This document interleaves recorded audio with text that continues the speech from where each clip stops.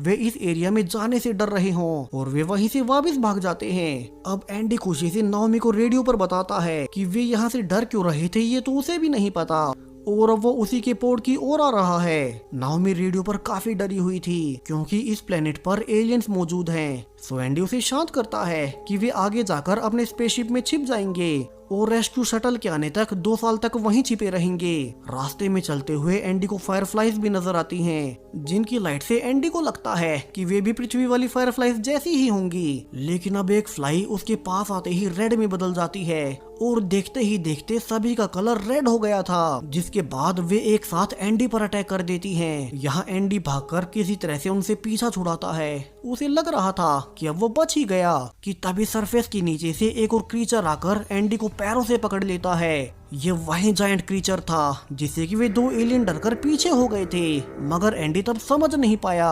अब वो क्रीचर धीरे धीरे एंडी को निगलने लगता है, जबकि एंडी तो हिल तक नहीं पा रहा था और वो सोचने लगता है कि वो इनसे कैसे बचे। जहाँ जब एंडी पूरी तरह से क्रीचर के अंदर जा चुका था तो उसे आइडिया आता है और वो अपनी एआई से कहता है कि उसे हार्ट अटैक आ रहा है और उसका सूट उसे एक छोटा सा इलेक्ट्रिक झटका दे। जहां झटका लगते ही वो क्रीचर एंडी को फिर से बाहर फेंक देता है। हालांकि वो और ज्यादा गुस्सा हो चुका था और वो एंडी के पीछे आने लगता है। वहीं एंडी उसे भागते हुए फिर से एक फायरफ्लाइज की केव में चला गया था और यहाँ से और भी फ्लाइज अब रेड होकर उस पर अटैक कर देती हैं। एंडी किसी तरह से दूसरी ओर निकलकर अपनी जान बचाता है। उसने सोचा तक न था कि ये अनजान एलियन प्लेनेट इतना खतरनाक निकलेगा। वहीं एआई भी रिवील करती है कि एंडी की ऑक्सीजन अब खत्म होने वाली है और वो शायद से नाओमी के पोर्ट तक पहुंच नहीं पाएगा। लेकिन इतना आगे आकर एंडी हार नहीं मान सकता और वो अपनी पूरी हिम्मत के साथ भागते हुए आखिरकार नाओमी के पोर्ट को देख ही लेता है। वहीं उसकी ऑक्सीजन भी 1% से नीचे आ चुकी थी, सो उसे सांस लेने में तकलीफ होने लगती है।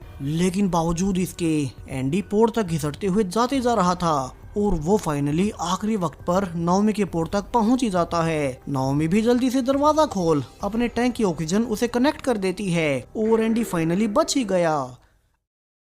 अब उसे नाओमी को पोर्ट के नीचे से निकालना था, लेकिन उसके जोर लगाने के बावजूद उस पोर्ट के वजन को वो उठा नहीं पाता। उसे रियलाइज होता है कि नाओमी एक हायर रैंकिंग ऑफिसर है, सो उसके पोर्ट्स में बहुत से टूल्स थे और एंडी अब इन्हीं टूल्स का इस्तेमाल कर किसी तरह से नाओमी का पैर बाहर निकाल ही लेता है। नाओमी को दर्द तो हो रहा था, मगर वो अब सेफ थी। वो एंडी को थैंक्स भी बोलती है क्योंकि इतनी कम ऑक्सीजन होने के बावजूद वो उसे बचाने आया, वरना वो मेन शिप तक पहले जा सकता था। अब कुछ देर नाओमी को पेन किलर दवा देने के बाद दोनों बाहर निकलते हैं, लेकिन नाओमी का चलना अभी भी मुश्किल लग रहा था। सो एंडी उसके पैर से लकड़ी को